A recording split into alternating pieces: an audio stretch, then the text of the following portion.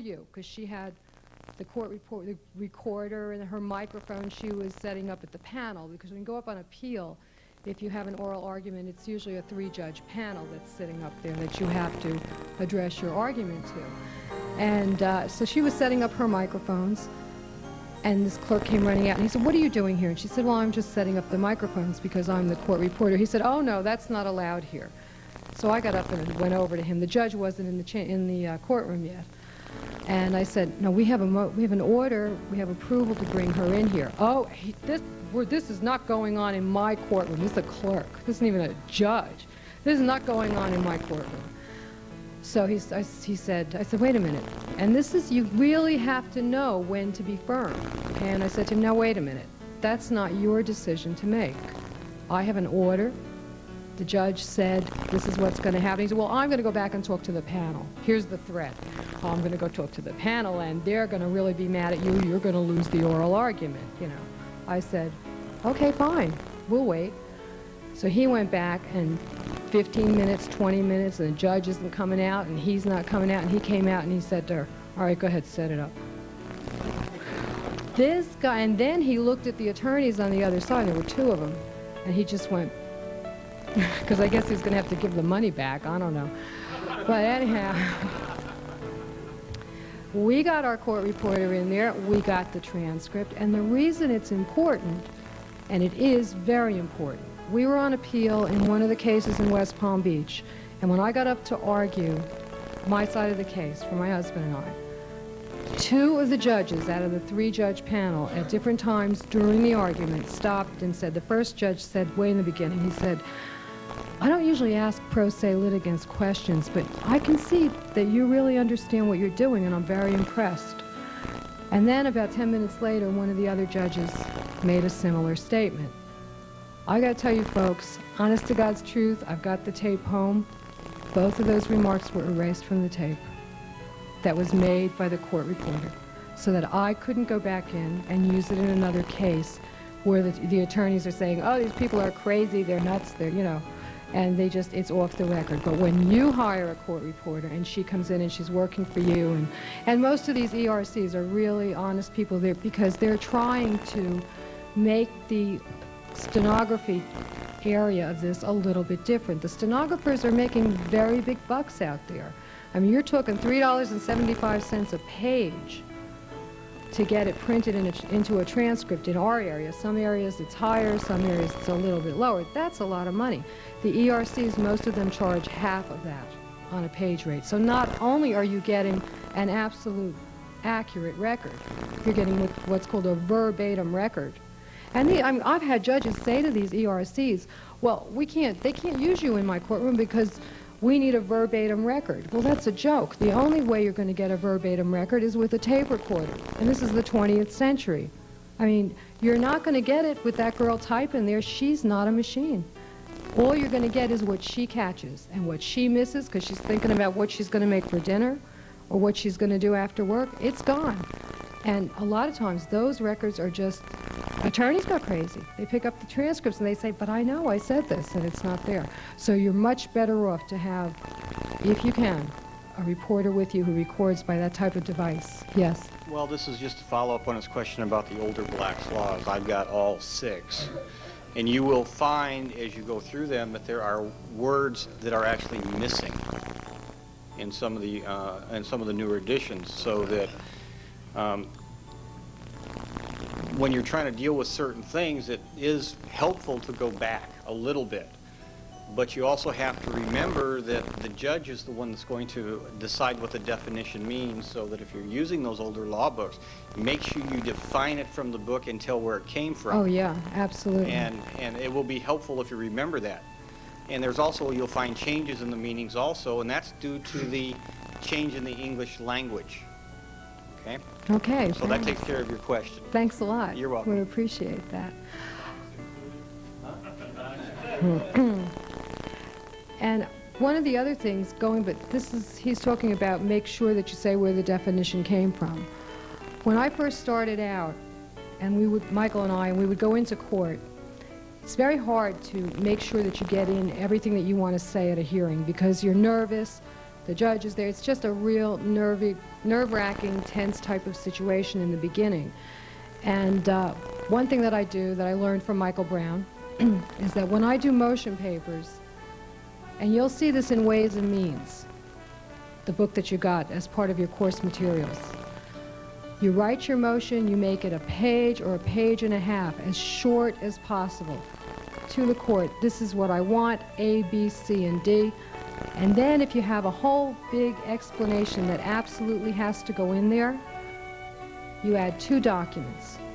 An affidavit that makes your statement of facts, that's signed under oath, so that to back up your position. Okay, it has to be something that has to do with the motion that you're writing. And then you do a separate memorandum of law. What that means is you're going to cite for the judge all the cases that support your position. This way, if you go into the courtroom and you draw a blank, the paper that has the motion on it is your script. You just check off as you hit each point, just like you saw Marcia Clark do when she got up in O.J. Simpson, you know, okay, that's done. That's important. You've got to know what has to be covered. You have to get it in there, okay? And then the memorandum of law has all of the case law with the quotes in it, okay? So that you're saying, this case says that because this agency did this, it denied me my due process rights. This is the name of the case. It's from the Southern Reporter or whatever volume it's from. And that way, not only do you have it, if you forget to say something, it's in the court file. It's part of the record so that it will be there for you on appeal. No one can say that you didn't say it. And hopefully you'll also have a court reporter there who is recording everything that you're saying. So you've got 3 documents that when I file a motion, when Michael and I file one, they always go in with 3 documents. It's never, because you need to organize and simplify, because that judge, all he's going to really look at is the motion. And then when the attorney on the other side gets up and starts creating confusion, you can rein him back in by saying, well, wait a minute. We're not talking about that today. We had a hearing that I'll tell you about in a few minutes just a few weeks ago, and an attorney that we've been fighting, he was one of the builders' attorneys from way back when in 1991, and we finally got him on the Fair Debt Collections Act because he took $56,000 of a bond that we had posted in the court and literally stole it out of the court. And so we have him in federal court on that. And we had a hearing where he was trying to get this other case. We were trying to get papers on discovery in another case, and this lawyer came in and said, for 20 minutes, the Daddicks had filed this case and that case, and they did this and they did that, and she's crazy and he's crazy, and you know, everything he could possibly. And after he railed on and on for 30 minutes, I just looked at the judge and I said, I don't really have anything to say about what he just said because it has nothing to do with why we're here. And you know what the judge said? He said, Mrs. Daddick, you're right. You, sir, have to produce those documents to them. And he does. And he was ordered to, and he still hasn't produced them. They should be coming in this week. But if he doesn't, we'll be getting sanctions against him and the builder. And we are now exposing all of that fraud that occurred way back there in 1991. The point, it's a very difficult thing. Okay, you had a question? I'd just like to share what I've been learning from you all this weekend about the rules of evidence. And I had put in an affidavit at the state level in Virginia, and I found out that they're no good at the state level, so maybe in different states you have to go to the rules of evidence or something. That's right. It's very important. Federal, I understand they're okay. But state level, in Virginia at least, they're no good, and so my whole thing got thrown out because of that. You know, it's just something that they could do. Okay, whenever you're doing anything in a state court, you have to check your local state rules, your local state statutes. You have to know what the law says. Now, I don't know why they would have knocked out an affidavit, because that's highly unusual, but a good idea when you're doing things as a pro se litigant, we've found, because you see, you have to understand something. The lawyers are all, and I'm sure any of you who have been involved in any kind of law seminars understand this, that the attorneys are officers of the court. Okay, that puts them one step ahead of you. when you're there saying one thing and the attorney on the other side is saying something completely different, and it's an issue of fact, most judges are going to say, well, you know, this is a pro se litigant and she's probably confused. It's not that the attorney's lying, but she's probably not, she doesn't know what she's talking about. So he's going to ignore what you have to say and listen to the attorney. This is something you've got to get around. You've got to make this judge understand that you do know what you're doing. And one of the easiest ways to do it is every paper you file as a verified document. In other words, when you file a motion to dismiss or a motion to compel, you make it a verified motion to compel or a verified answer to the motion that the other party has served against you. Let's say you sue somebody, they put in a motion to dismiss. Now you're going to answer that motion. You're going to come back, they say, your case should be dismissed for this reason, and this reason. You come back and say, no, my case shouldn't be dismissed because this reason doesn't hold and this reason doesn't hold, plus this reason and this reason. Well, when you come back and file that answer, right on the title you say, verified objection to motion to dismiss, and then you have a closing paragraph that says, I verify that all statements herein are completely true and accurate under penalty of perjury. You can be very surprised at how differently a judge will look at you. Now you're not that crazy person coming in there saying, I'm not going to take an oath. You're the person coming in there and saying, and you can do this. You know, if you see that there's an issue of credibility, you can go into the courtroom and say, Your Honor, before I even start, I would like to voluntarily take an oath because I really would like this court to know that everything I'm saying is true. It makes a difference. It really makes a difference. Peggy, I just thought that it was so important when I heard it that you should bring out the copies and originals like happened to you not long ago on the deposition. Oh, yeah, okay. This is something going back to, oh, I'm sorry. Going back to lawyers' tricks, okay? When you do something, when you're looking for documents and the other side has to produce documents to you, I don't care if it's a mortgage, I don't care if it's a contract, if it's copies of receipts, if it's copies of cash checks to support a mechanic's lien, whatever it might be that you're looking for, you have the right to insist on seeing an original document.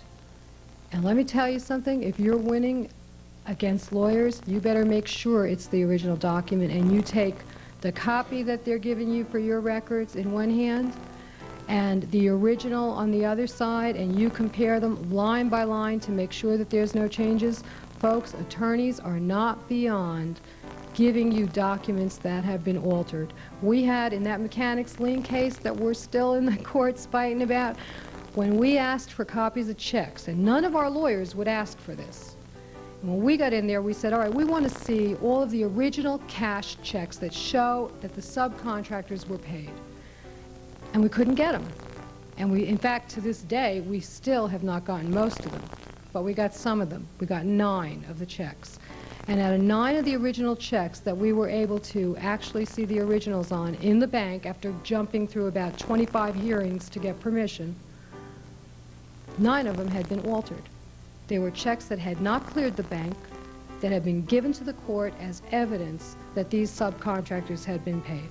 And you're talking about 2 attorneys, one from a law firm and one that was representing the attorney in the construction company. I'm sorry, the construction company and the builder.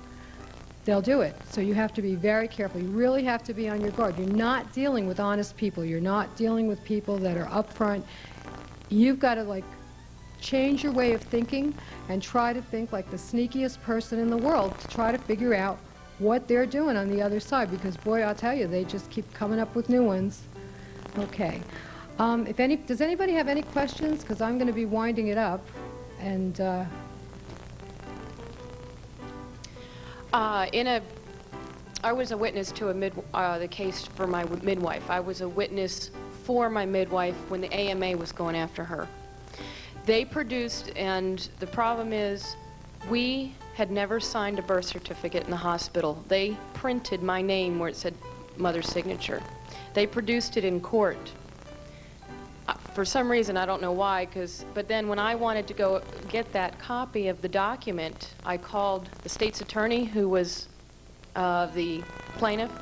They didn't want to talk to me. I went through him. I went through his secretary. They wouldn't talk to me. They said they don't know. They don't have such a document. I called the recorder. I called the clerk court. I asked for the copy of the document that was used in that case. I asked for the transcripts.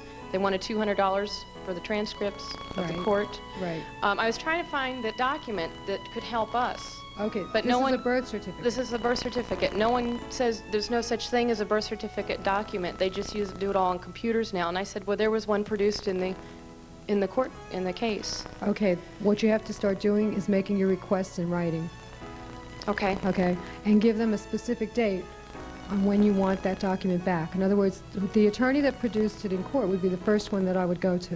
And I would Okay. write a letter saying, you know, this is allegedly a copy of the birth certificate for my child, and I need a copy of it, and I've been unable to obtain it from wherever you've gone to, and I need it by such and such a date. Give them 10 days or something, and I'll be glad to pick it up in your offices. And then if they don't, then you pick up the phone and you say, no, wait a minute, you know, is there a problem here?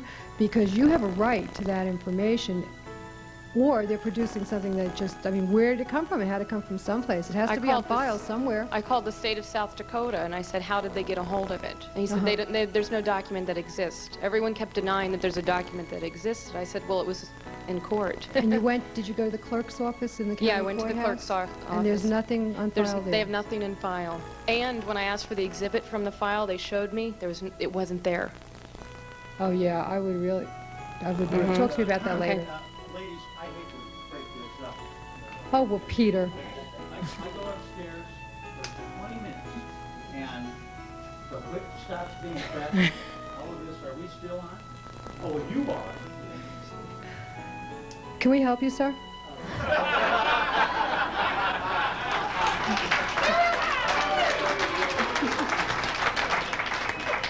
Is this?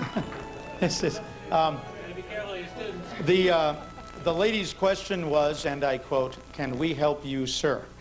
And if my lovely and vivacious and multi-talented wife, the love of my wife, the wife of my youth, and the mother of my daughters, if she were here, she would explain to you without blushing that I am, as you have suspected all along, totally beyond help.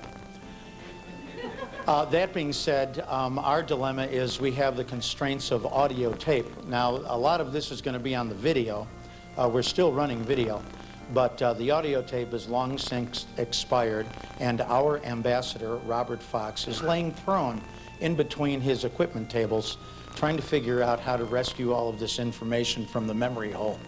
That being said, this is a B-side that we just finished, Robert? Well, this is a 15-minute set break, and we are going to take a short break, and we hope you do too. And thank you. Thank you.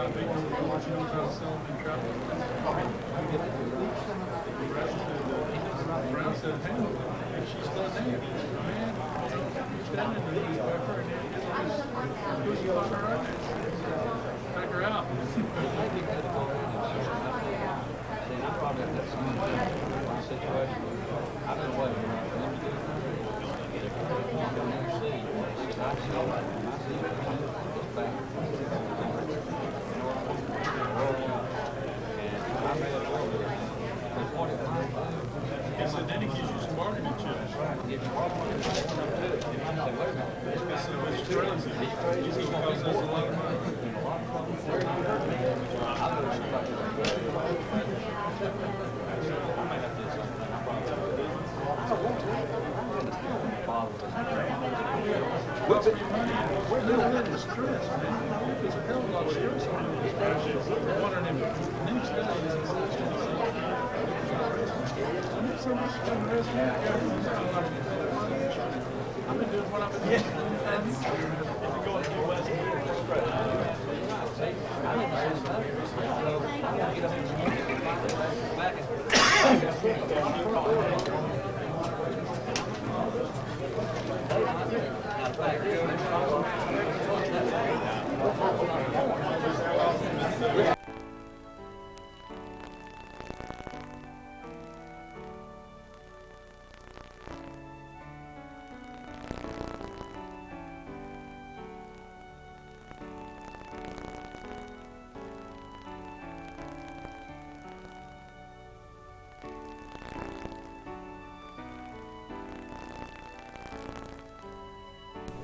or cliquish or clannish anyhow, and certain groups work better together.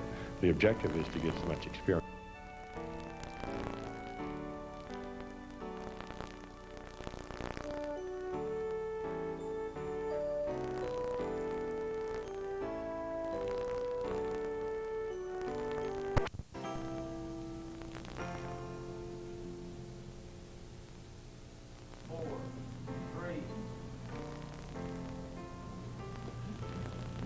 Now comes the fun part.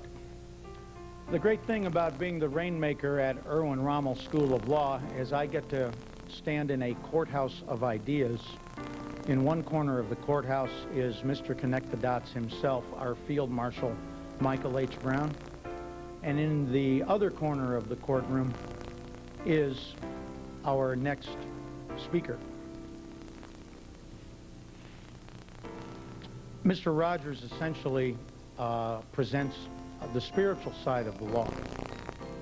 And to give you an idea of how it is that Dwayne works, listen to me. I think I've been here for 2 days doing this.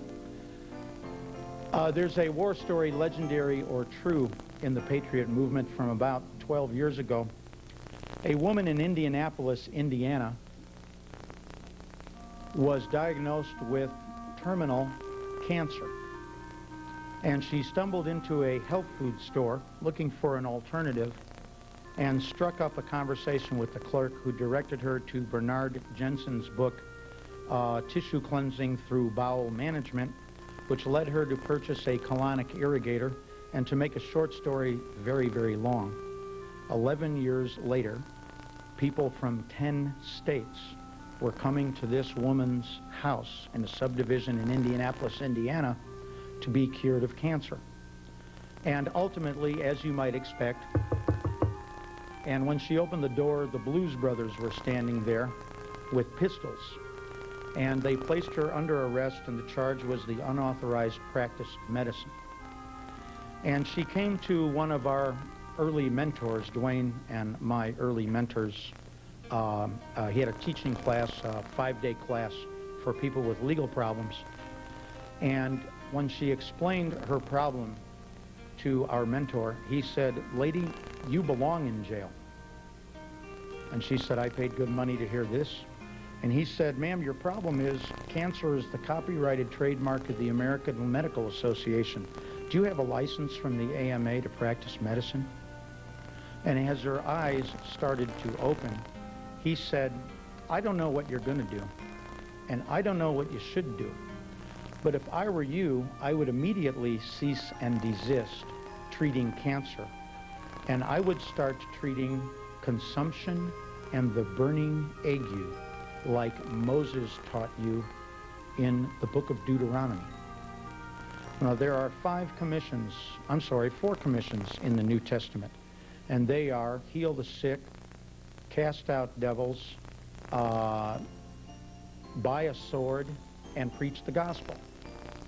And when you treat and cure consumption and the burning ague, you are healing the sick. He discussed a couple of other unusual techniques, and when she made her first court appearance, she was dressed like a Mennonite lady, except for the skull cap, and her daughter was dressed accordingly. And they wandered through this court proceeding, and at every turn, she raised a religious objection. She changed the question. And finally, the judge looked down over his glasses and said, "Pardon me, ma'am, do you own a colonic irrigator?" She said, "Why, yes." And the court said, "Have it in here tomorrow morning at 10 o'clock, recess." 10 o'clock the next morning, she sat at the table with her daughter, and the judge came out and started the proceeding and made sure everything was on the up and up. And he said, "Excuse me, ma'am, did I order you to bring your colonic irrigator to this courtroom?" "Yes, sir." "Where is it?" "Oh, it's out in the hall." "Go get it."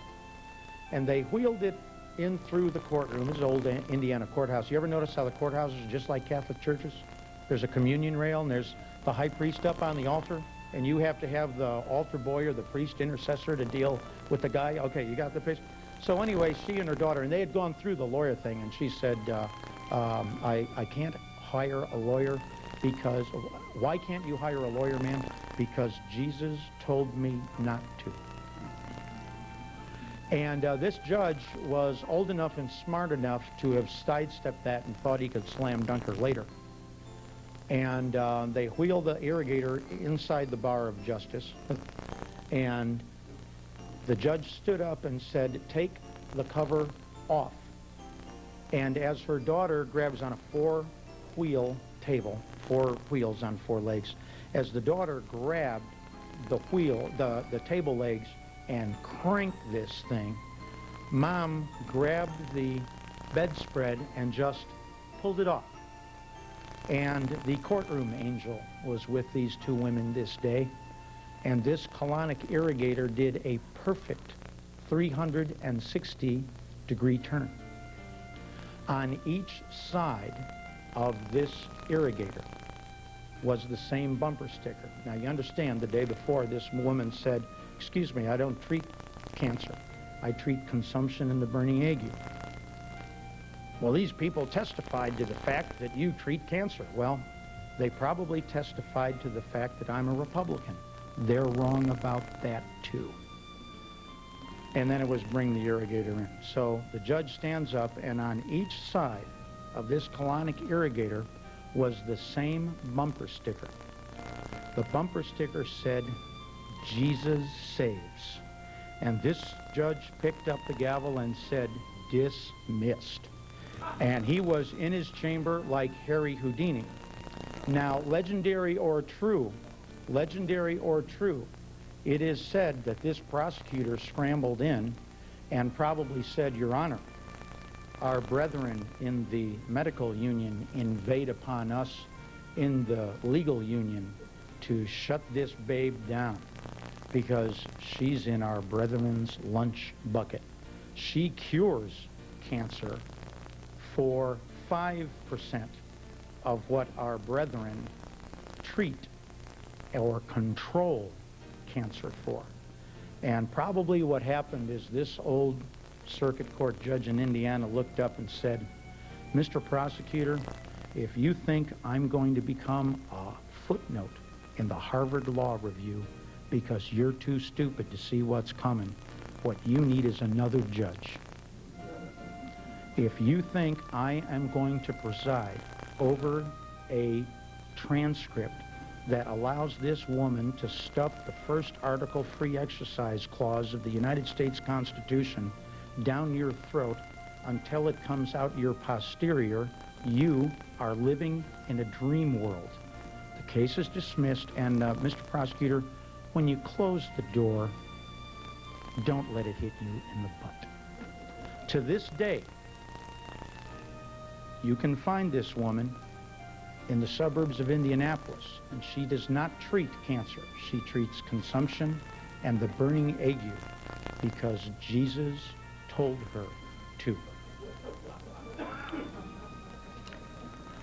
What Mr. Rogers teaches is what I define as the false witness defense. What you will hear in terms of trial preparation, interrogatories, depositions, discovery, and things clunking on the podium is Exodus 20:16 in your face. Thou shalt not bear false witness. You want a quickie on how it works? Mr. Rogers is a trustee for a trust.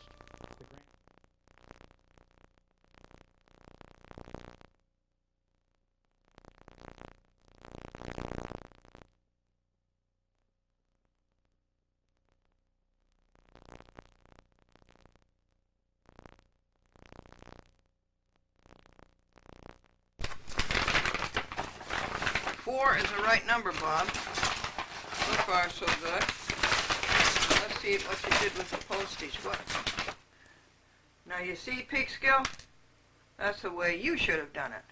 $1.84. We'll send back 4 VHS. And that's what you should have done, Peekskill.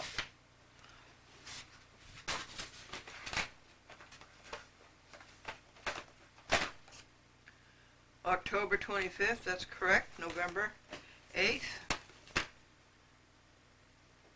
A special for Clemente for September 16th.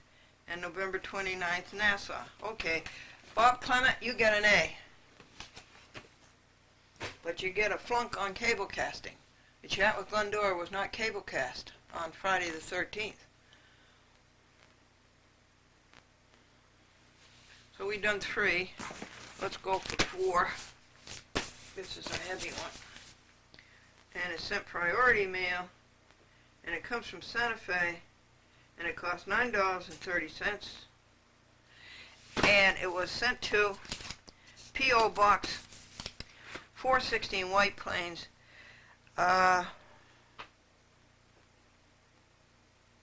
Santa Fe, you get an E. Thank you for sending back tapes, but you know enough to send those tapes with the postage I give you. 4 of them for $1.84, and you know enough to send them media mail. Shame on you, Santa Fe. You get an E. You flunked.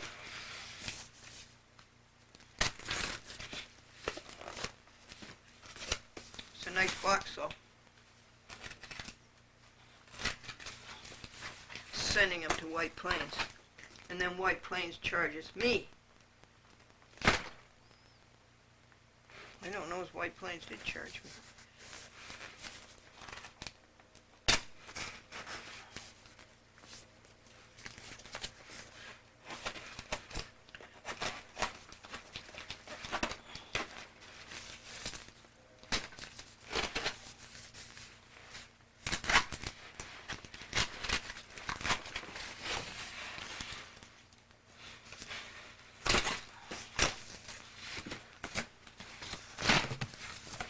One, 2, 3, 4, 5, 6, 7, 8, 9, 10. Okay, 10 VHS media mail would go for something like, at the most, 3 something.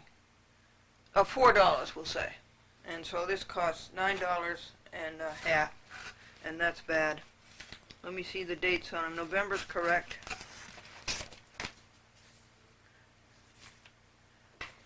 September is questionable. Pretty far back.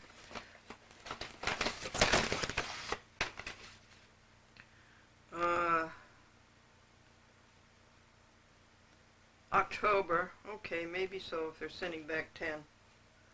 August, whew, that's way off. What do you think of these people, folks? July, October, September, July, no. Santa Fe, you flunk. You flunk, Santa Fe.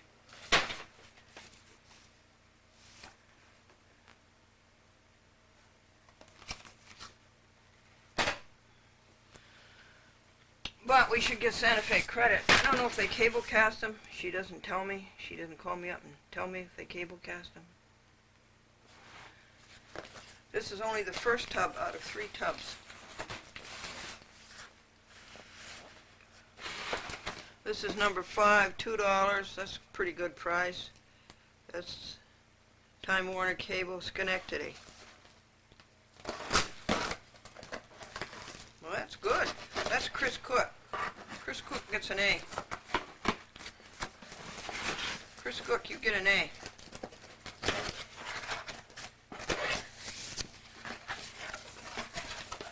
Whatever happened to my dear, sweet Joe Soapy?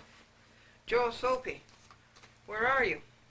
September, Yonkers.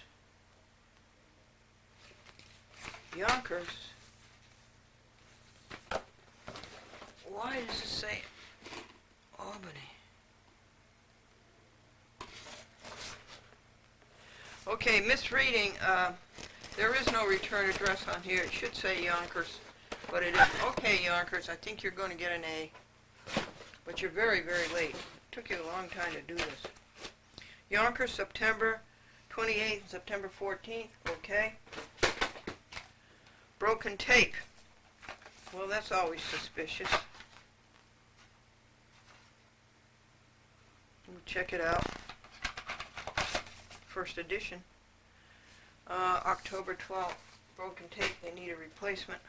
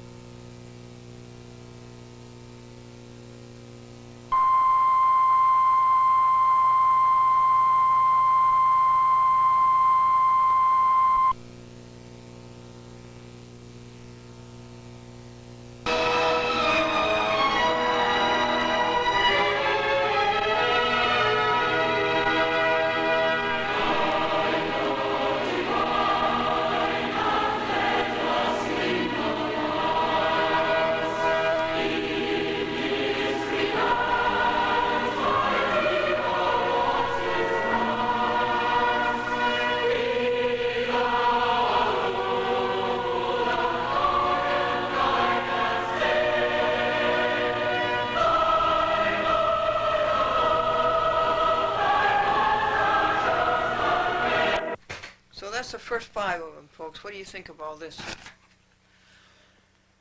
And I left my 3-ring binder in Peekskill. Isn't that terrible? I have to go back to Peekskill.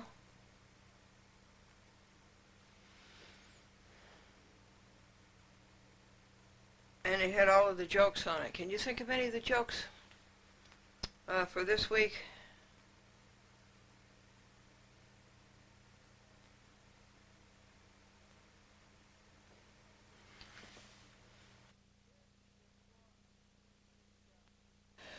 Now I give you the stats, folks, and the report cards on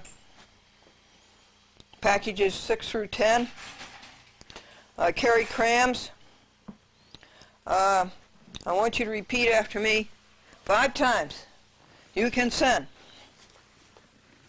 4 videotapes, VHS, media mail, for $1.84. $1.84 for 4.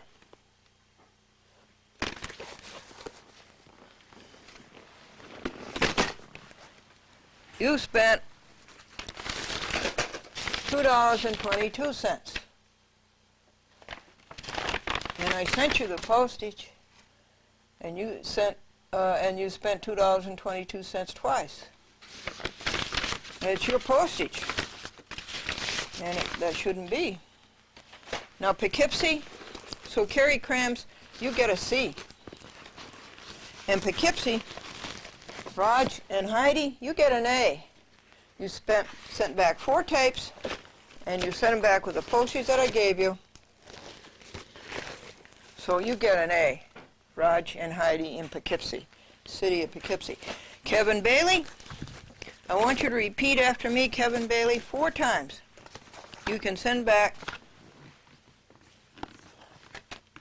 4 VHS for $1.84.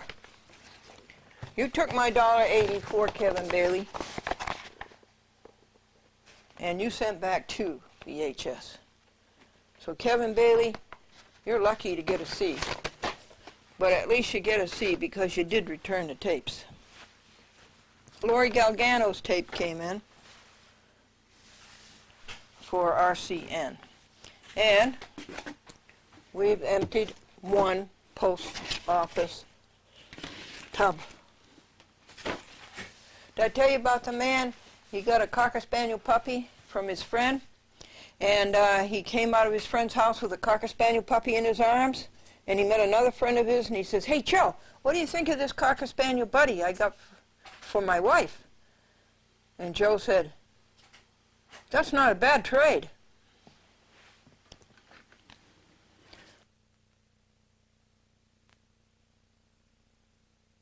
Jeff Corsella at Mount Vernon, folks.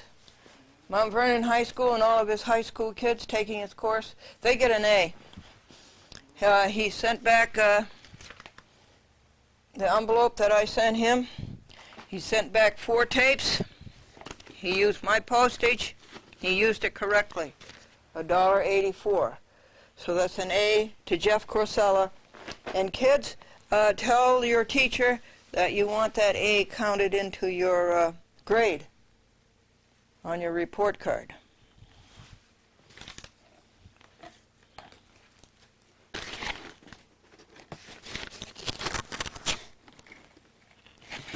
Rob Jackson, this is only his second time sending back tapes. He gets an A.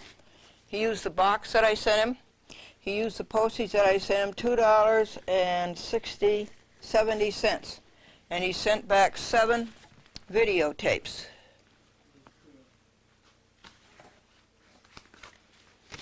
New Rochelle and Harrison. So Rob Jackson in New Rochelle and Harrison gets an A. Time Warner Cable in Binghamton, you get an A. That's Ken Harris. You sent back Glendora's envelope and you used the right postage. And you sent back 4 tapes, one of which I agree with you has been damaged. I'm sorry, little tape. But I believe I replaced that one for you. And if it's a damaged tape, Ken Harris, I trust you. Just throw it away. You don't have to send back the proof. Into the wastebasket. Thank you, tape, for doing all the work that you did. And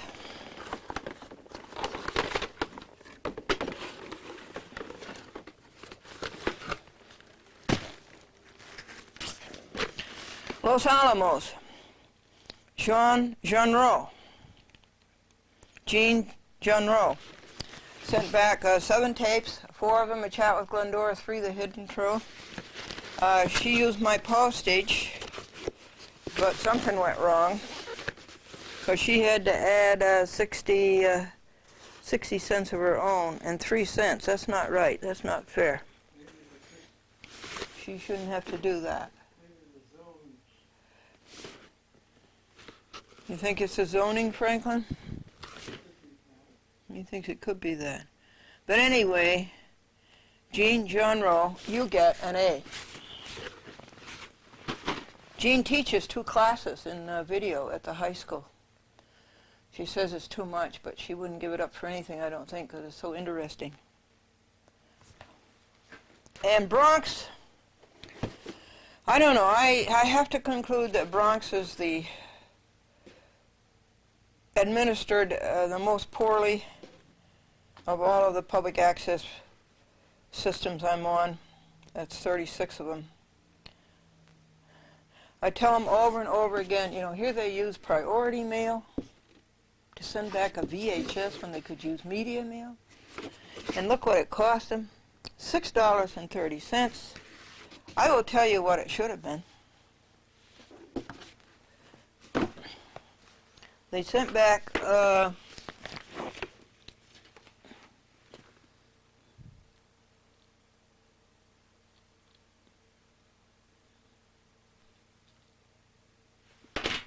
eight, I think. 3, 4, 5, 6, 7. They sent back 9 VHS. Easily that would have cost, well, around about $3, and they spent double it. You tell them this over and over and over and over again. 4 VHS media mail for $1.84. Say it.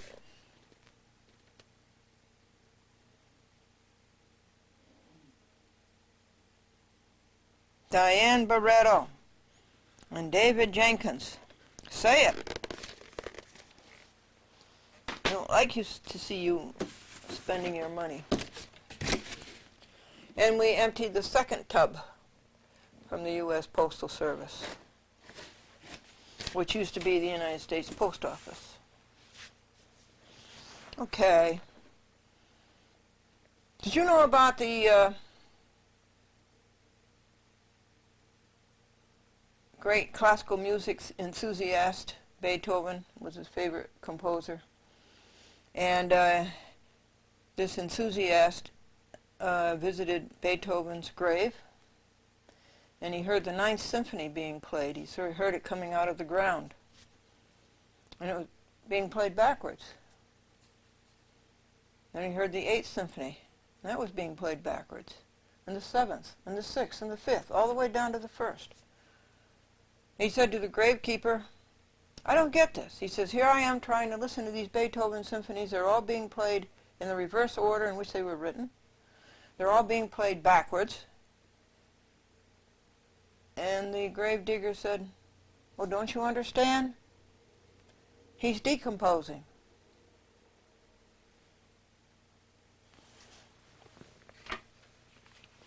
Well, folks, this is the end of opening the boxes.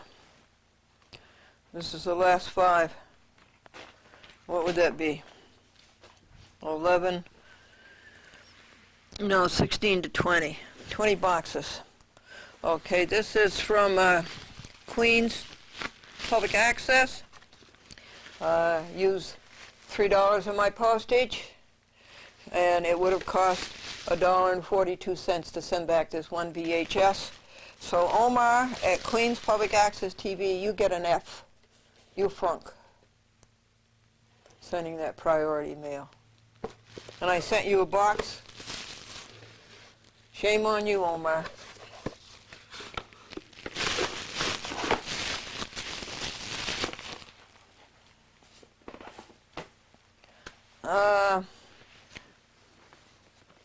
This is a Lori tape. For some reason, Kevin Bailey insists that Lori sends her tapes to me, and I send them to Kevin Bailey. But Kevin Bailey has been very, very good to us. So that's number 17. Number 18 is from CMS, a Medicare agent, returning my papers. So that's a legal paper. That will have to be dealt with.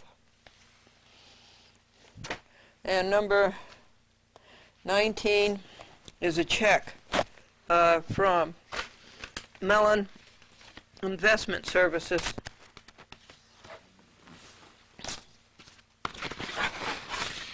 A check for $55,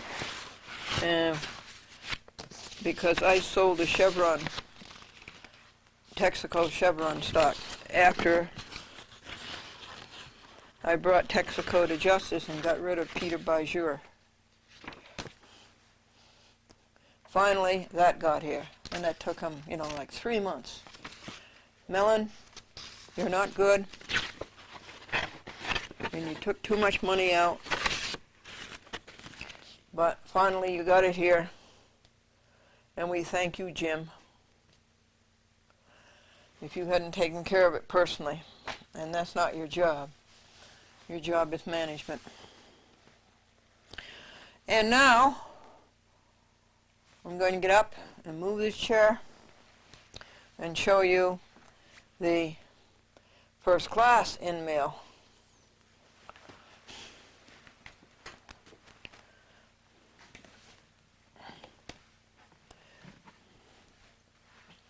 And I'll tell you a joke, and you know something, today it's just like spring. The weather today is beautiful. There it is.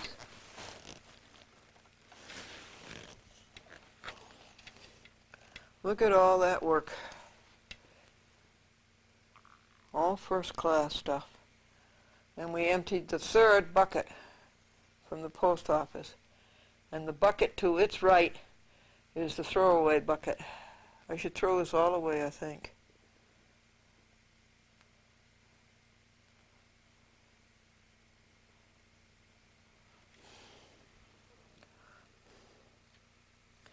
So, let me come over here and tell you this joke.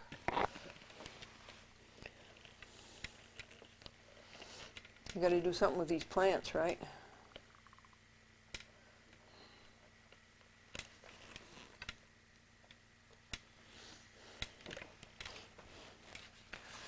The joke is this. A man was worried about his fourth daughter getting married. And he was asked why. And the man said, well, my first daughter married a man from Singleton,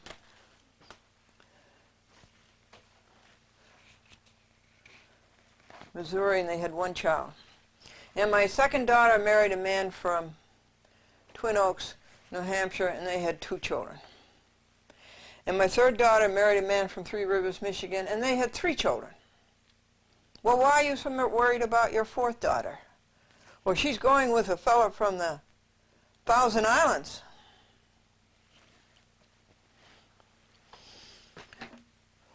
So you go out and play, and I'll do all this work here. So yesterday afternoon, Franklin and I started this in-mail. We did 21 to 30 and 31 to 40. We opened them all and put them into these folders to be worked on. 41 to 50 in-mail, 51 to 60 pieces of in-mail, 61 to 70 early this morning, and 71 to 80 early this morning. And here's what's left to do.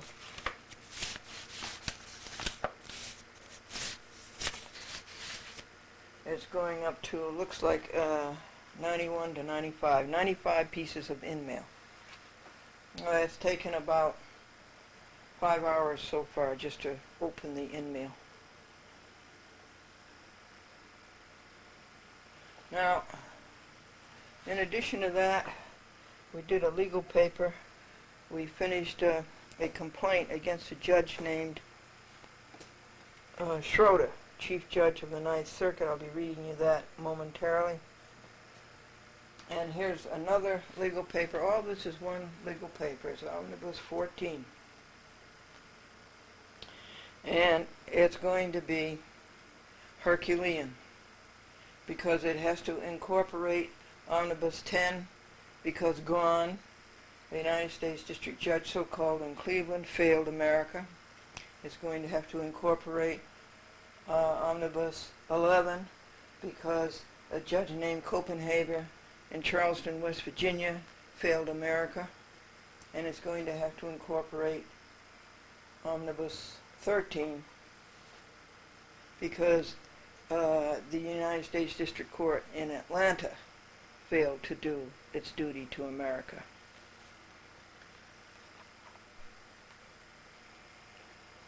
So let's put this away, Omnibus 14. It's done through Sunday. We'll work on it again Monday. This is Glendora, Chat with Glendora. Fighting. Uniform corruption all over the United States in the United States District Courts. Side view. Omnibus 14.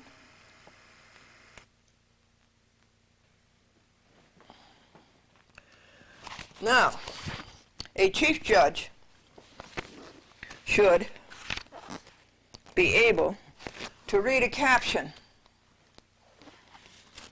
When a chief judge reads Glendora versus Maurice Cunningham, Charles F. Dolan, and 14 other defendants, the caption should not be abbreviated to Glendora versus Anderson. This complaint is going to Senator Patrick Leahy, the chairman of the Senate Judiciary Committee, and to the House Judiciary Committee. The complaint is also going to the so-called administrator of U.S. courts, a zero named Leonidas Ralph Meekum. How can anybody administer court so badly as Ralph Meekum? And it's going into the archives of A Matter of Justice. So, this is caption captious. The abbreviated caption should be Glendora versus Cunningham et al. Glendora made Cunningham the bad defendant, or the lead defendant, with a purpose. That's Maurice Cunningham, now fired. Anderson was way down on the list. The United States District Court Las Vegas made a list of defendants alphabetically. The Ninth Circuit, in the hasty superficiality, abbreviated the case to Glendora versus Anderson et al. Dumb, dumb, dumb. A chief judge, when told by Glendora of the error, should have corrected the circuit's mistake. Well, Schroeder did not. Mary Schroeder is the chief judge of the United States Court of Appeals for the Ninth Circuit in San Francisco. When told a second time of the error, a chief judge should have corrected the same. Well, Schroeder did not. And when told a third time, the error should have been corrected, and Schroeder did not.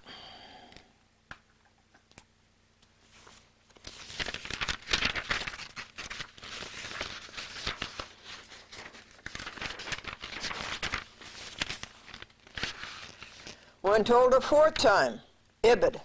When told a fifth time, ibid. When told a sixth time, ibid. She has never corrected the error. Back at the District Court, the United States District Court, Las Vegas, the last paper was entered under its correct name, Glendora versus Cunningham. So, the same case in the record has two different names.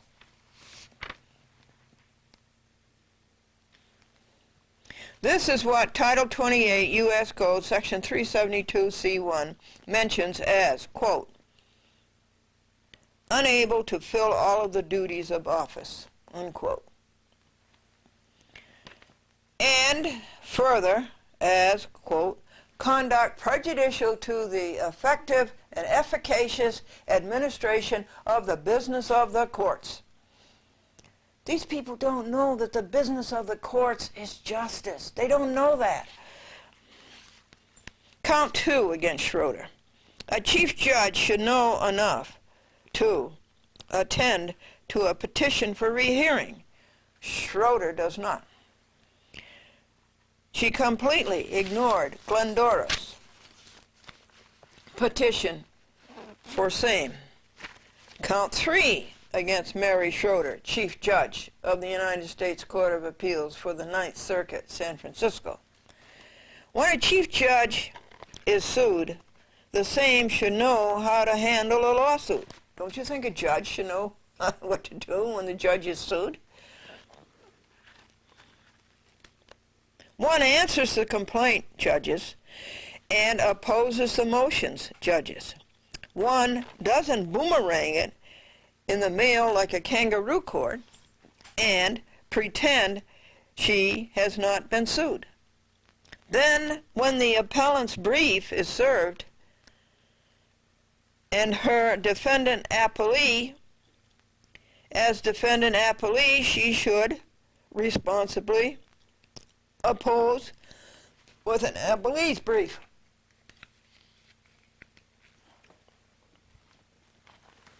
It's enough to gag you, all right. She should oppose with an appellee's brief rather than make believe she has not been sued. Regardez the proof of the same,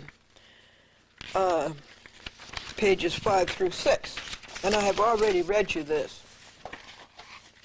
It's under the great, great, great big letter, and this on the outside of it, so that nobody could miss it and everybody would know. Remember? December 2nd 2002 Anno Domini, Schroeder, Catterson, the chief clerk, Hill and Baptista, deputy clerks. You've been sued.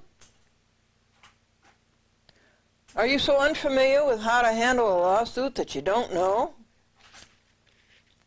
You answer the complaint, oppose the motions, and file an appellee's brief in the Fourth Circuit? I sued her in the Fourth Circuit. She's the chief judge of the Ninth Circuit. I sued her in the Fourth Circuit. You don't try to make believe you've not been sued. You don't run away like a fugitive. You make America look bad, and you make fools of yourselves. Yours in truth, Glendora. That was the exhibit. Now, addendum. Glendora is told by Bonnie Smith of a matter of justice that Schroeder is negotiating with Dr. Jacob Roginski, a matter of justice, for better treatment of pro se's in the courts. If this is so, it mitigates and assuages much of the above. Dated December 17, 2002, Anno Domini, yours in truth, Glendora.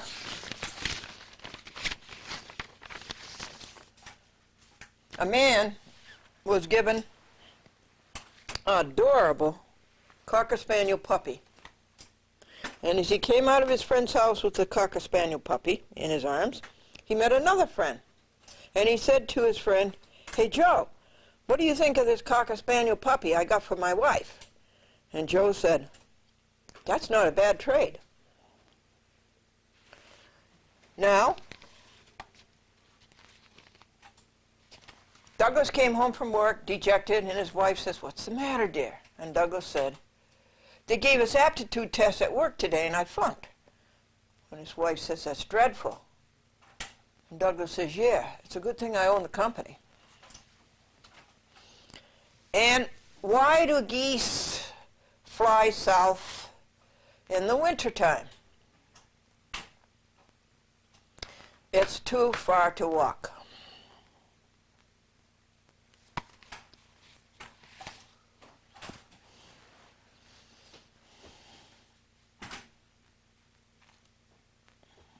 Anthony died and went to heaven. St. Peter wouldn't let him in, and Anthony protested. He says, "Back on earth I did all kinds of good things." St. Peter says, "Yeah, for instance." And Anthony says, "Well, there was a motorcycle gang. They attacked this poor girl. I went up and I defended the girl. And I went up to the leader of the motorcycle gang and I kicked him in the shins." "Ooh," St. Peter says, "not bad. How long ago did this happen?" And Anthony said, 15 minutes ago. Folks, you just can't believe how bad the United States District Court in Atlanta is. I called up to find out the name of my district judge, and I was told that this was a miscellaneous case and I didn't have a district judge. And I told them in no uncertain terms that I had a constitutional right to a district judge, to an Article III judge, and they wouldn't tell me who it was. And then another matter, I called and I asked to speak to the chief judge, and they wouldn't let me speak to the chief judge. Then I asked them to read the docket on my case, and they wouldn't do that, and a man wouldn't do that unless I gave him my name, and I don't have to give him my name. And I asked him what his statutory authority was, what the chapter and verse was, what law, and he wouldn't give it to me. And I asked to speak to the chief clerk, and he wouldn't let me speak to the chief clerk, and he says, "I'm the chief clerk at the moment. There's no such thing as a chief clerk at the moment." Well, it was furious. So I called www.uscourts.gov. I called the White Plains Library, and they found out who the chief judge for me, Arinda Evans, and they found out their telephone number, and I called the chief judge, and somebody there, I asked them to read me the docket, and she did, and then I found out who my judge was. It was Clarence Cooper, and they told me that Schofield has sent out a recommendation to dismiss my case. And anyway, the point here is that the fight I had to put up for a half an hour and all that money to find out these things that are common public knowledge. And who do they think they are? Now, this is the district court in Atlanta. And then, folks, I called Verizon to see if I could pay the telephone bill, 914-949-9495, if I could pay it by electronic. And I put in all those numbers, and I couldn't, but I had an interesting conversation with Ms. Goodman, and here's what Ms. Goodman said, some of it, at the end. Do I call ID to view the incoming call? No, nobody's there. I have a recorder. Oh, okay. I have a recorder there. Yes, you've helped me a lot, but I still don't understand that $20.60. All right. So FCC line charge. To payment center? Sure. Okay. Okay. Thank you, Mr. You told me your first name once again. What, my first name? You gave it to me. Glendora. You're on TV, aren't you? Yes. You know the music manager voice. You did? Yes, I did. I was just saying what this lady sounds like, that Glendora lady on Channel 70. That's right. What town are you in, Greenberg? No, I'm in the Bronx. We get you in the Bronx. Yeah, you do. That's right. On Tuesdays at 11 o'clock. Oh, I'm glad you said that to me. Tuesdays at 11 o'clock. That's very interesting. Wow, you're such a superstar. Yes, right. Everybody in my office watches you. Really? Well, let me get you over there, okay? Well, Miss Goodman, that's good news. Yeah, you keep up the good work. Thank you. All right, then. Hold on. Bye-bye. So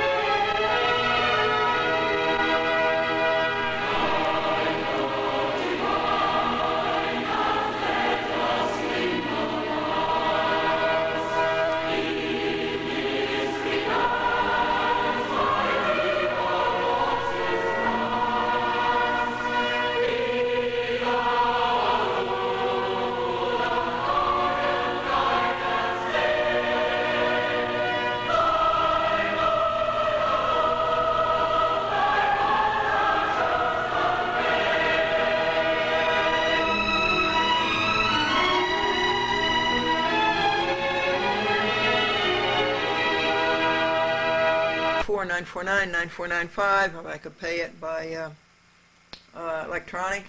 And I put in all those numbers, and I couldn't, but I had an interesting conversation with Ms. Goodman, and here's what Ms. Goodman said, some of it, at the end. Do I call ID to view the incoming call? No, nobody's there. I have a recorder. Oh, okay. I have a recorder there. Yes, you've helped me a lot, but I still don't understand that $20.60.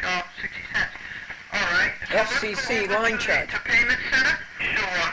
Okay. Okay. Thank you, Mr. You told me your first name once again. What, my first name? You gave it to me. Glendora. You're on TV, aren't you? Yes. You know the music manager voice. You did? Yes, I did. I was just saying what this lady sounds like, that Glendora lady on Channel 70. That's right.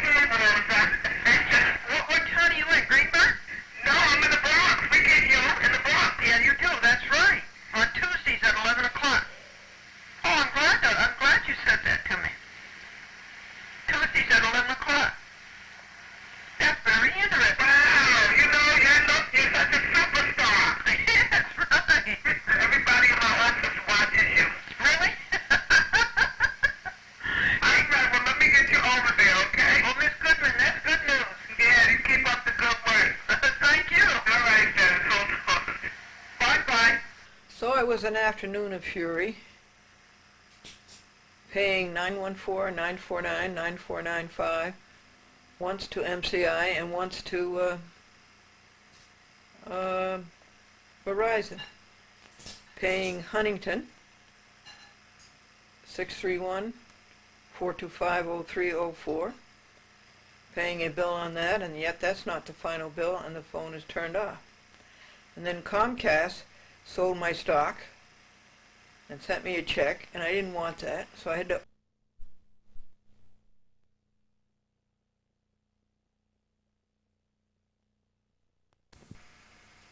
And AT&T is out of it. It's not even going to be called AT&T Comcast. It's just going to be called Comcast.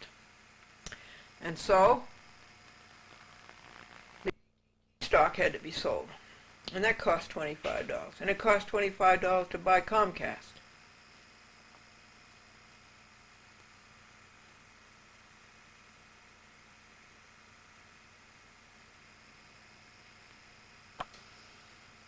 And the snow is all gone, do you notice? Except where the plow pushed it aside.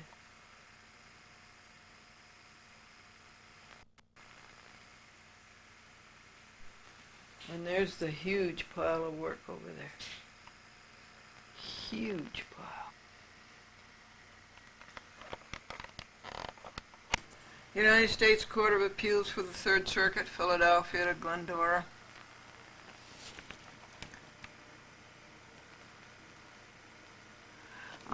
This will, dear Glendora, this will acknowledge receipt on today's date of a petition for review and response to the order to show cause in the above entitled matter,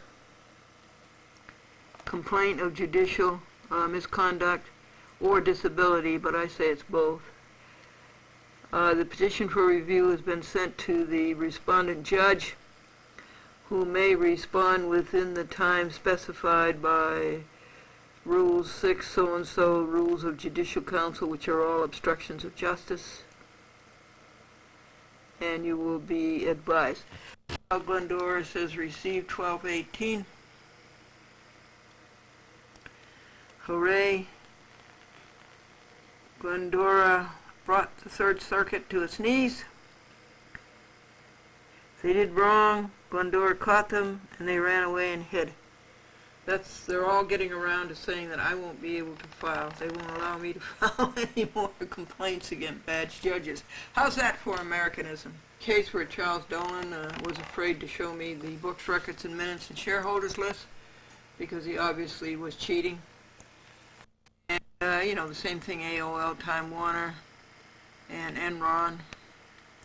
And so I sued him in the United States District Court in Delaware. And Robinson there, of course, stuck with the gangsters. That's what federal judges always do. And so I appealed it in the United States Court of Appeals for the Third Circuit, that's Philadelphia. And they won't take my appeal and rule on the informer pauperous, that is a poor person. I don't have the money to pay $105 for their appeal, which of course will mean nothing. It's totally meaningless. That's their crime. They have rendered appeals, they've rendered the federal courts meaningless. And so they want me to make out this long, long form.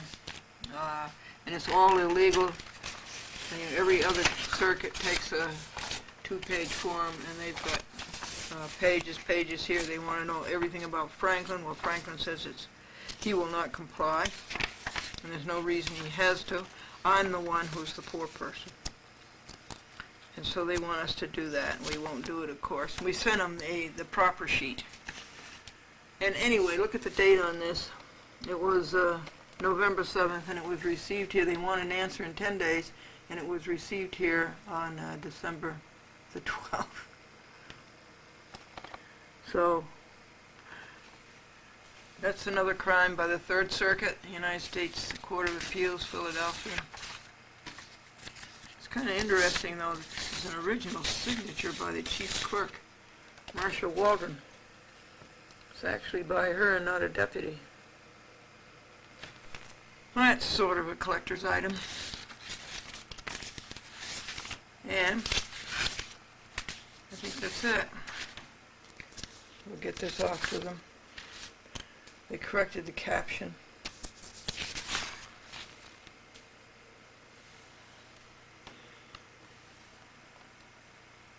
Six legal papers we got done today.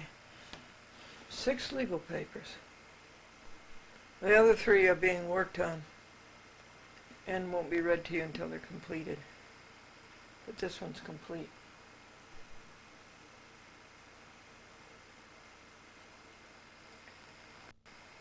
Did you hear about the couple who had a car that broke down so often?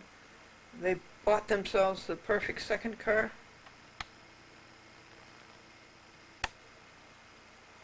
A tow truck. Channel changes for Peekskill. Listening. Public access is now on channel 18. Now that's good.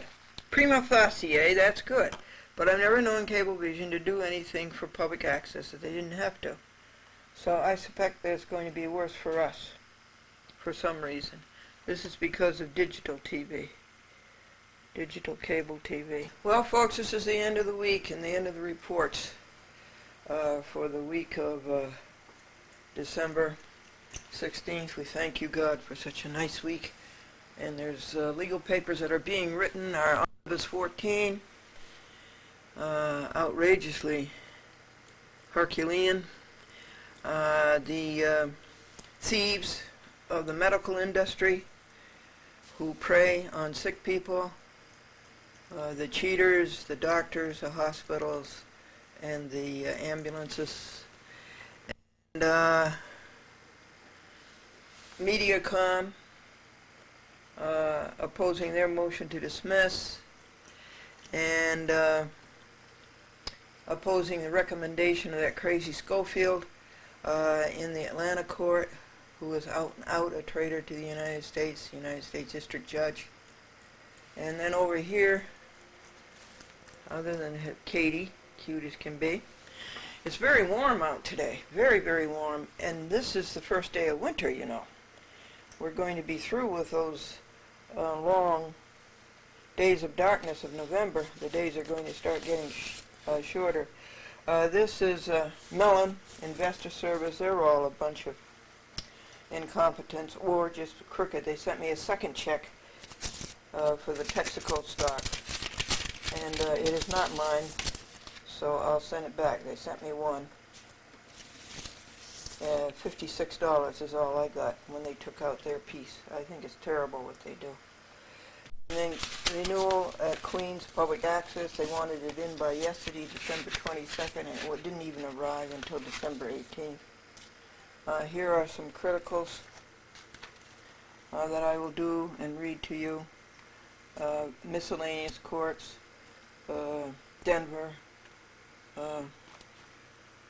Cleveland, Charleston, United States District Courts,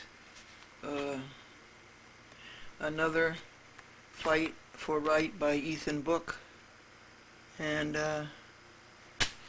what's this one?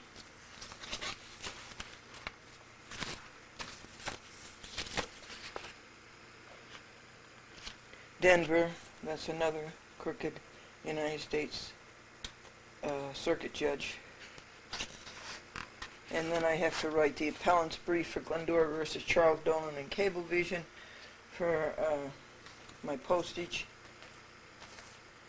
I sent them postage return tapes. They wasted the postage, and an example of that was Peekskill wasting $6 worth of stamps this week. But John found my blue notebook, and I'll have to send him stamps to return that to me. And these are all donations. 8 donations again. Same old people.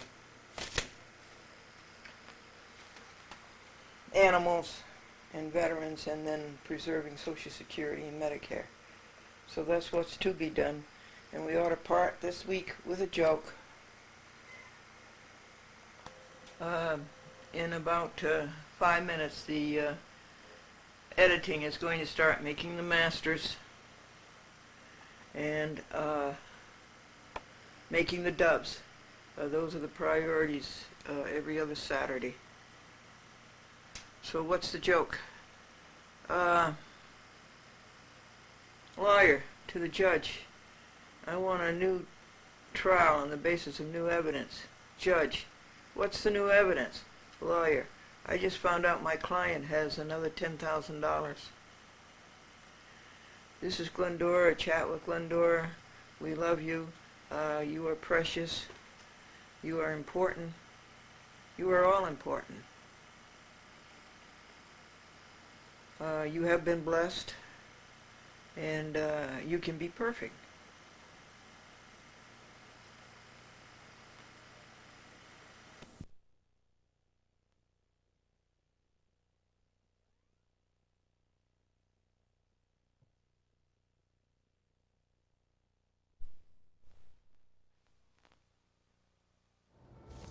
I've got a great job. Money in the bank. Last month, someone asked if I read the Bible. The Bible? I'm successful. I'm happy. What do I need the Bible for? I can get more from the Wall Street Journal. But that made me curious. So I decided to take a second look. I'm on my feet all day. When I go home, I just want to turn on the TV and relax. But read the Bible? All those these and thous and begats? Who wants to struggle with that after waiting on customers all day? But then a friend showed me this version written in modern English, and I was surprised. This guy I play hoops with said I should start reading it, the Bible. Man, I said, I don't need no Bible. I mean, it just ain't cool. So he goes, I read it all the time. And he beat me by 20 points. So he gives me his Bible. I read it. It ain't hoops, but it ain't bad. What's your excuse? Before you make an excuse to avoid reading the Bible, stop. Take a second look. Pick up the Bible for 5 minutes, and you may pick it up for a lifetime.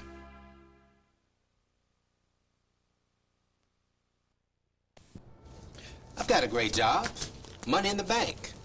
Last month, someone asked if I read the Bible. The Bible?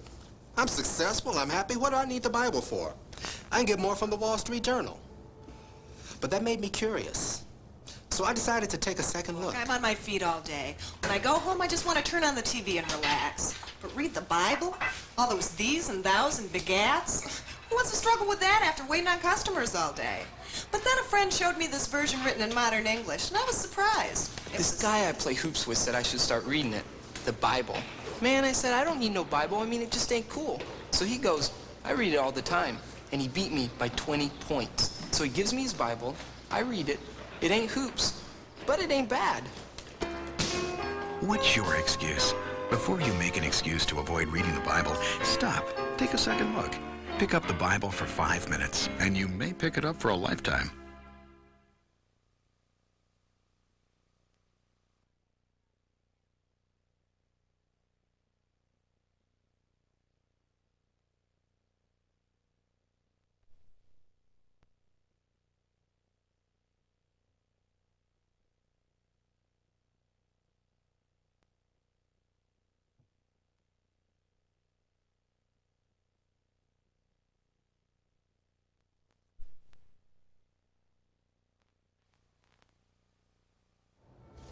I've got a great job. Money in the bank. Last month, someone asked if I read the Bible. The Bible? I'm successful. I'm happy. What do I need the Bible for? I can get more from the Wall Street Journal. But that made me curious. So I decided to take a second look. I'm on my feet all day. When I go home, I just want to turn on the TV and relax. But read the Bible? All those these and thous and begats? Who wants to struggle with that after waiting on customers all day? But then a friend showed me this version written in modern English, and I was surprised. This guy I play hoops with said I should start reading it, the Bible. Man, I said, I don't need no Bible. I mean, it just ain't cool. So he goes, I read it all the time. And he beat me by 20 points. So he gives me his Bible. I read it. It ain't hoops, but it ain't bad. What's your excuse? Before you make an excuse to avoid reading the Bible, stop. Take a second look. Pick up the Bible for 5 minutes, and you may pick it up for a lifetime.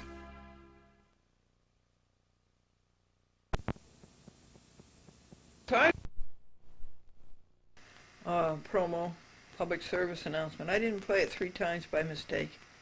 I played it 3 times on purpose because I like it. And I thought maybe you liked it, and maybe you would like to see it again. Maybe you'd like to see it again. So it was not a mistake. So what happened this afternoon? Well, we have a lot of good food in the house, but we don't have time to eat it. So all those dubs that you see over there and over here, everything went so well this morning. We made the masters and we were done before 1 o'clock. And our reward was to eat, because we haven't eaten much in the last few days. No time to get it ready. And we made BLTs, bacon, lettuce, and tomato, but vegetarian bacon, lettuce, and tomato, and they were scrumptious. And they tasted like 2 of them, so we each had 2 great big sandwiches. And then that check that came in from Mellon Investor Services, they sent us one, and we got it ready to go in the bank, and then they sent us another one, a duplicate. It's the same thing that they did with Gannett, and so we sent the duplicate back to Jim Hagan. He has a beautiful voice, and I couldn't record it for you because the battery was charging. It takes about 3 hours for this battery to charge. And now what you see is QPTV. And Vivian Folsom in Queens, in Jamaica, says she will sign as my local person in Queens to have my program renewed and put on back. It's on all right, but to have it go up and start up in January. And it's nothing. I wish Cablevision was this simple. All she has to do is sign this and sign that. And for you folks who want to know the time of my program in Queens, it's Mondays, Channel 35 at 11 p.m. and Mondays, Channel 56 at 11:30 p.m. So says Stephen Williams. Thank you, Stephen. I don't know if those are such good times. I don't know, I might challenge your whole lottery system. Because you've got to understand that first come, first serve is what the law says. The law doesn't say first come, first serve every 6 months. The law says first come, first serve, period. And I have my 7:30 Tuesday time slot for the rest of my life. Okay? You got to learn that. And this is law federal, state, and municipal. Okay. There's that huge pile of work to do over there, plus 4 other ongoing lawsuits, plus the 15 that are extant. 96 pieces of mail came in on Wednesday, December 18th. It took several hours Thursday, and we opened up 60 of them, I guess. This is just opening them up, not processing them. And then it took a long time Friday morning to finish them up to 94. It was 94. And I'm telling you, that was pretty oppressive. But I made a group called the Most Critical. And I took care of those. And then I had another group called Critical 1. And 5 of those were taken care of yesterday. And 2 were left over today. And after all these dubs were made and masters of a chat with Glendora, then I did the last 2 of the critical pile. And now this is that was critical 2 pile. And this one is not so critical. And here's the first one here. And that says the United States District Court, Southern District of West Virginia, Charleston, Glendora Plaintiff versus John M. Walker et al., defendant. Civil action number 202 0471 order. Inasmuch as the appellant, Glendora, has notified the undersigned judge on September 23, 2002, that she has instituted suit against him and over 50 others in the United States District Court for the Northern District of Georgia. The undersigned judge declines to rule on appellant's request to proceed on appeal in form of papyrus dated October the 11th, 2002, John T. Copenhaver, Jr., United States District Judge. What do you do with that, folks? Do you write him a memorandum and say, memorandum to John T. Copenhaver, Jr. to show cause why you declined to rule? Isn't that what you get paid $130,000 a year plus for? $130,000 plus a year? But then you think about this, and he's right. He actually is following the law. We've got a judge here who's following the law. Now that in itself is a phenomenon unusual. Because Title 28 U.S. Code Section 144 and Section 455 says that for bias and prejudice a judge has to recuse. And that's really what he's doing. He's recusing. Right. Right, Franklin says. And he is, after all, a defendant in Omnibus 13. And he is, after all, an appellant.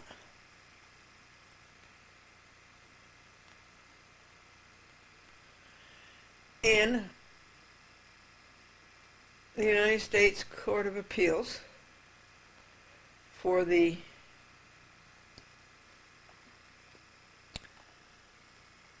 for the 11th Circuit. That would be Atlanta.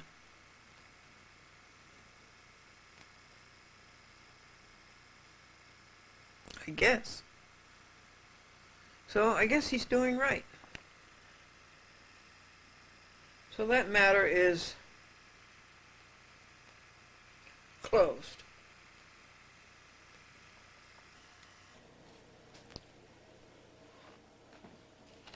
Good morning, folks. Here's a very interesting call from David Grossack. He's a pro se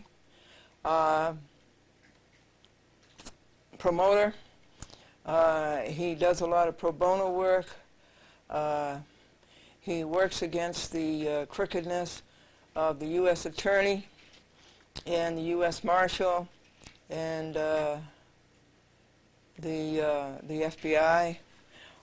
We have a good government. Unfortunately, it's been taken over by gangsters. And so he's trying to file a lawsuit in the United States Supreme Court, an original action. And he's trying to get the House Judiciary Committee to appoint a Citizens Committee to eliminate these terrible judges that we have, that I recite to you daily, all over the United States. Okay, David Grossack in Cape Cod, actually Boston. Yeah.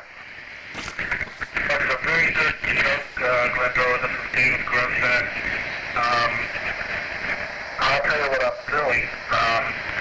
One, I'm trying to get a grant for MOJ.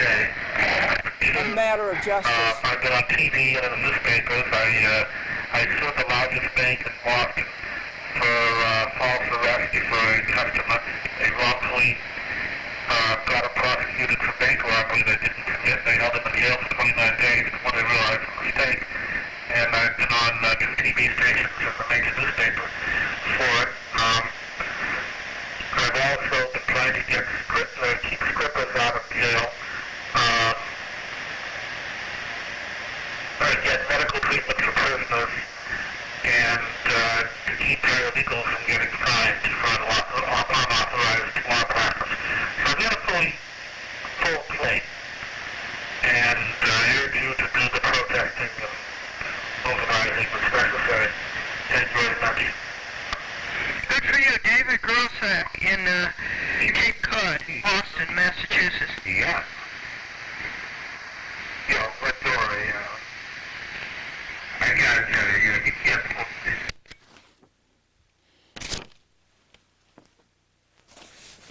Now we have a man named Jimmy from White Plains, and he has a piece of property right on Bank Street near the post office up the hill, and his right-of-way is blocked by a tree and by concrete, and he's asked the city of White Plains to do something about it. He's known Joseph Delfino, he says, for 30 years. He hired a lawyer. The lawyer took $10,000 and gave him nothing, no justice in return. And I say we ought to have a law that a lawyer doesn't get paid unless he gets justice. He doesn't get paid unless he gets justice. This idea of lawyers taking your money and not doing a thing for you has got to stop. Anyway, he tells his story to me.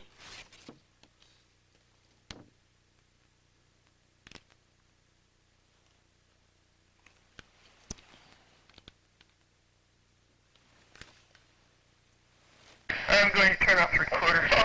The next call, that call was from a demented person. I pray for that person. He's in bad shape, missing all the greatness of life. Jimmy keeps calling from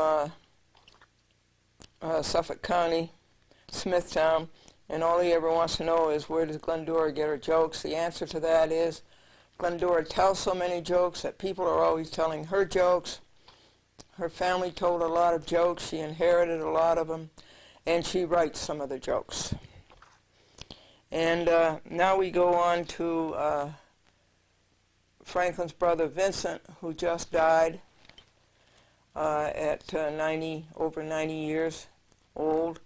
And his sons are Norman and Donald, and Norman has a daughter, Julie, who teaches music.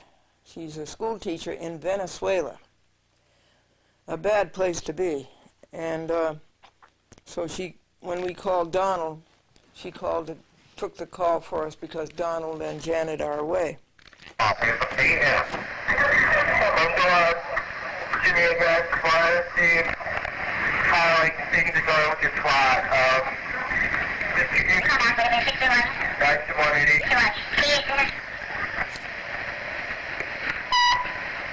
Wednesday, 10:28 a.m.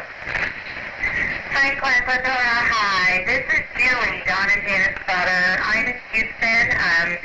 Got Franklin's message yesterday when I got home. I'm here by myself right now. They are in Colorado skiing, and then we'll be in Fort Worth for Christmas with Jeff and his family. So I'll be meeting them up there, but they're doing fine. I will let them know that you called, but since they won't be back in Houston probably till the 27th or 28th or so. But hope all of you guys have your holidays. I managed to get out of Venezuela. They're boiling down there politically, to say the least. But we missed 2 weeks of classes already, and who knows how much more we're going to have to miss the day up. But anyway, I did get out safely and I'm back here. So Merry Christmas, Happy New Year, and you guys take care. Bye-bye. Things are boiling politically in Venezuela. She got out. They've missed 2 weeks of classes already. And I wish she would get out and stay out, because you remember the case of that girl in Long Island, went to Peru, and she was arrested and no trial or anything, and has been put in prison and is there now. And her parents are trying to get her out, and they picketed the Peru ambassador in New York. I wish you'd get out of there, Julie. There's no place to be. And Ariel Ferrari from Argentina, his 2 brothers are in exile in Switzerland. It's not a good place to be. Well, I wish you wouldn't go back. There's no place to be. Cold 04 p.m. Glendora, it's Cecilia. You left your blue binder here in the lobby. Call me back and I'll either keep it here with me on my desk or I'll put it back out in the lobby. 737-4798. I'll be here till 5:30. Thanks. Bye-bye. Cecilia at Cablevision, Yorktown and Yonkers and everywhere else. 38 p.m. Peekskill and Ossining.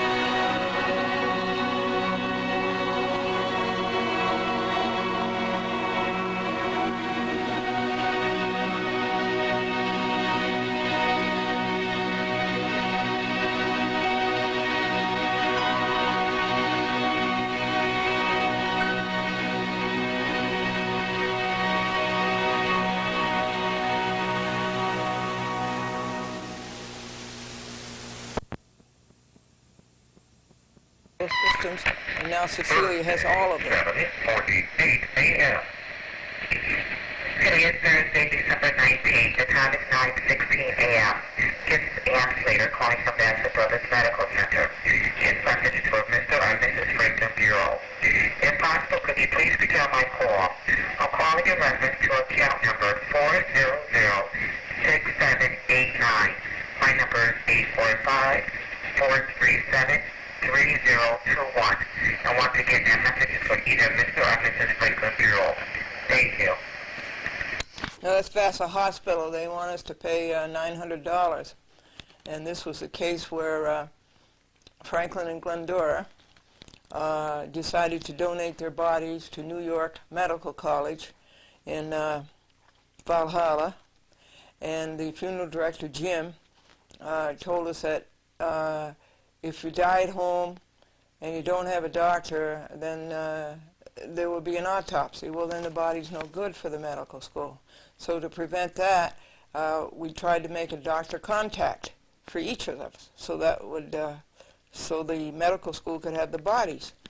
And so we went to Hopewell Medical for that and only that.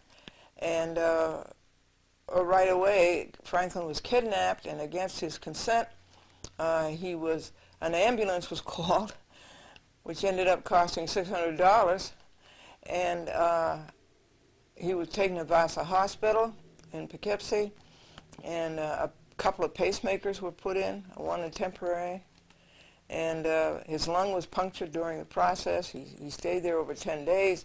The whole thing was a ripoff. The whole thing was a scam. The whole thing was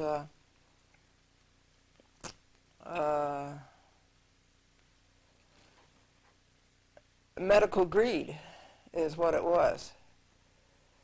And Medicare paid something like $60,000 or $59,000, and the rest of these medical greedies want us to pay something like $1,000 or $2,000. And I'm protesting it. And Franklin is with me. Okay?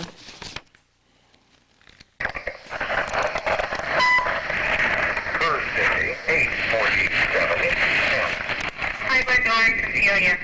I'm in the Yonkers office today. I got a note from the cable caster. There's 5 tapes sitting here in Yonkers.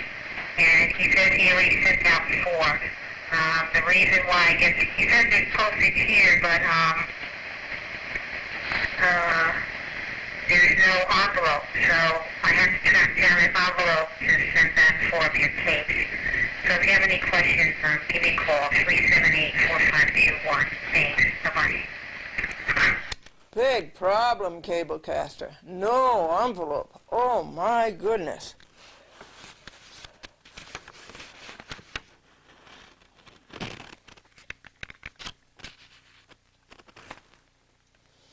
A woman who works for Equiserve was rude over the phone. There's no way to talk to people. I protested, and Joe McKenna from Equiserve in Boston, I think is in Boston, or Providence, they sort of have the same accent. And he called back and this apologized.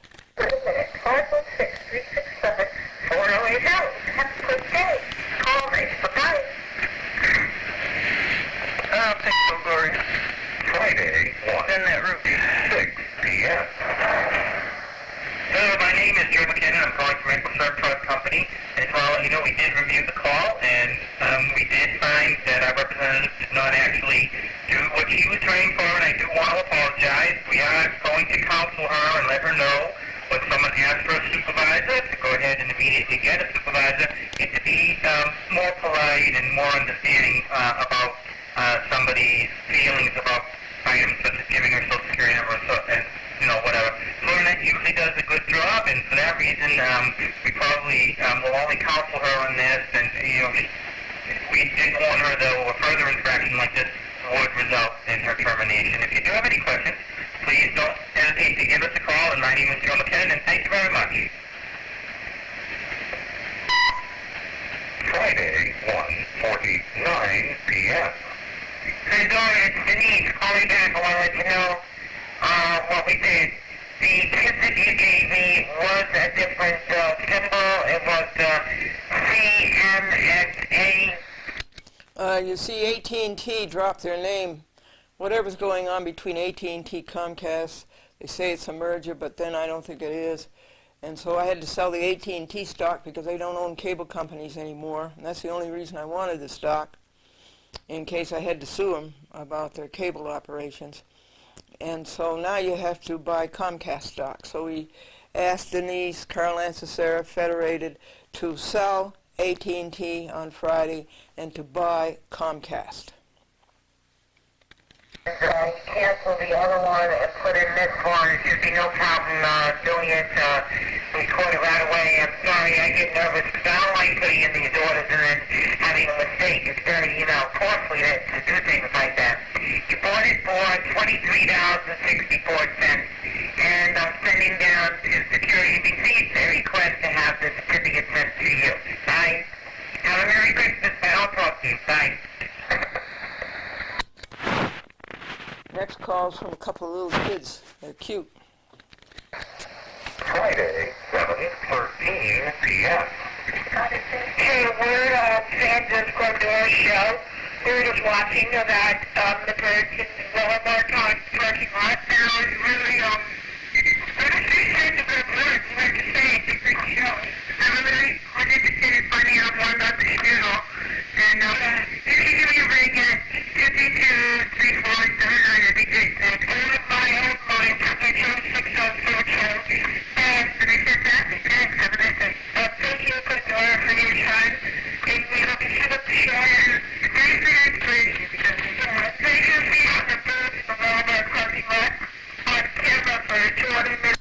Thank you for feeding the birds in the Walmart parking lot. They said that twice. Thank you for feeding the birds. Those were the great big seagulls. I fed them over 2 loaves of bread on each feast. Thank you, Glendora. I'll talk to you next minute. Goodbye. Friday, 9:24 p.m. Hi, Glendora. This is Maria. I watched your show. It's pretty good. Okay, now I gotta find the next one. Charles Runge. Charles Runge lives in a wonderful world. He lives in a world where judges are arrested, where they're tried, and where they're imprisoned. Bad judges. I would like to live in Charles Runge's world.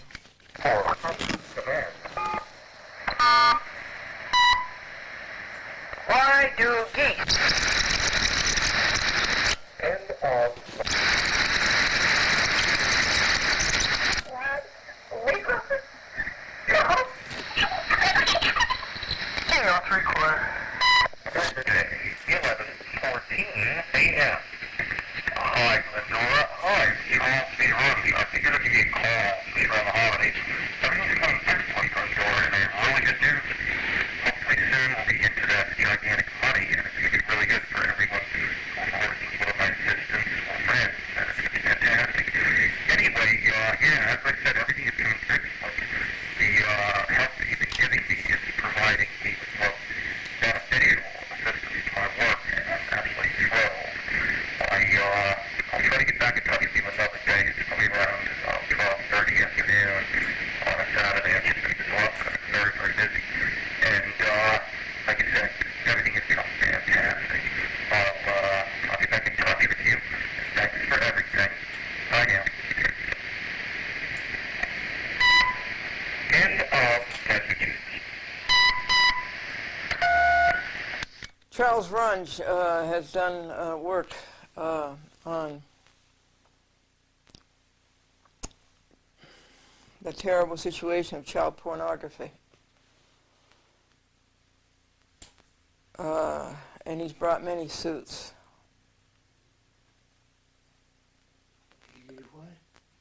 He's brought many suits.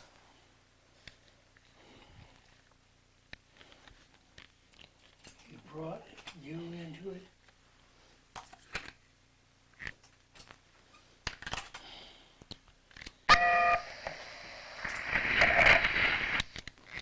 Now this next conversation is about the man in White Plains who's not getting any assistance from the city of White Plains. That's so good. God wants you to do something.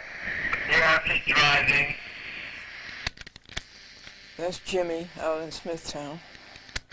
Oh, you get under my boat and you make them up.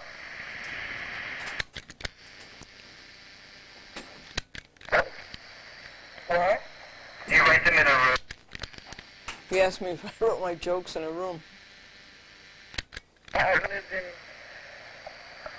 north of Westchester. Oh, Westchester, that's a phone. Okay, well, I was returning to party. All right, thank you. You're welcome. Good luck with your joke writing. Thank you. All right. Bye-bye. I'm good, thank you. How are you? Okay. I saw a television the other day. That's why I called you. Oh, okay. I know I met you several years about the post office official avenue. Okay. But, you never came into my house to see the trouble we have. Maybe you could do something to help me out or something. No, I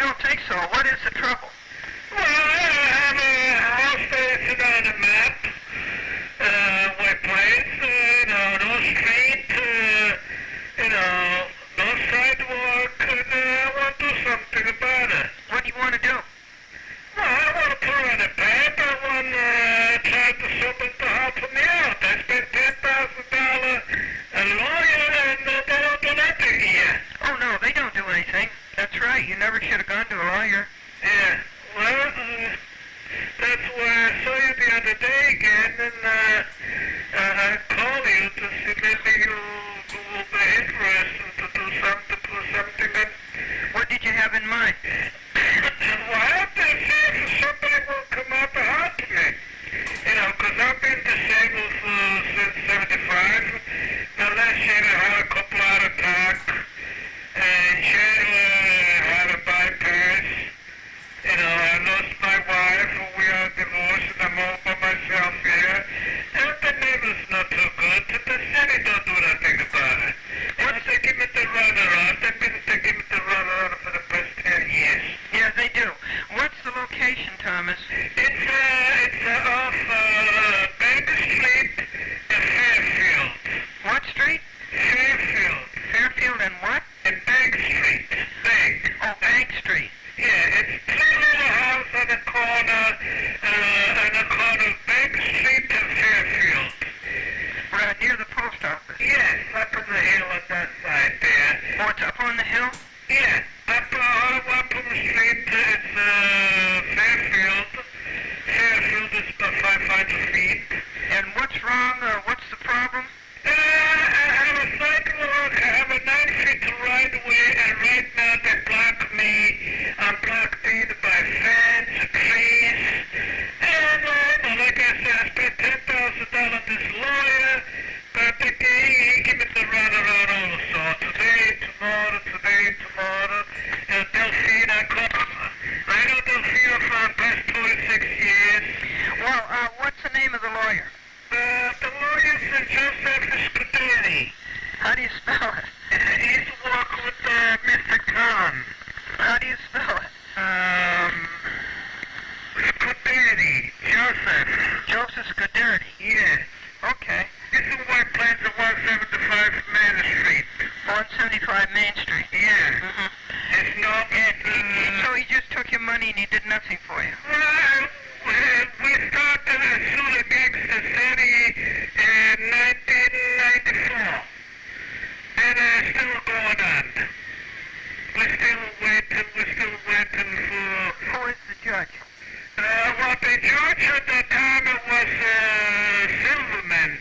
Judge Silverman, which I know him for 20 years.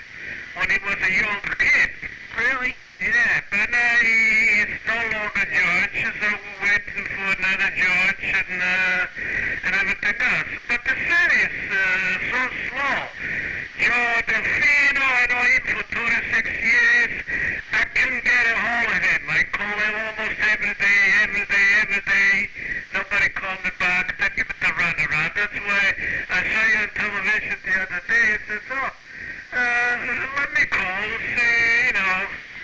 Well, what do you want the city to do? Well, I have a 9-foot right-of-way which is blocked by a tree, a concrete, another put a fence here, and somebody has to do something about it. Well, what do you want it done? Taken away? Yeah, the little tree has to be taken away, the fence, and I got 9 feet to go from my house to Fairfield. Do you have any pictures of it? Yes, I have a film that I took 10 years ago, yeah. Or why don't you go out and get a little camera and take some pictures and send them to me? Uh-huh. Huh? Is there any way that you can't come over? No, there's no way I can come over. Huh? There's no way I can come over. No, huh? No, I will not come over. Oh, yeah.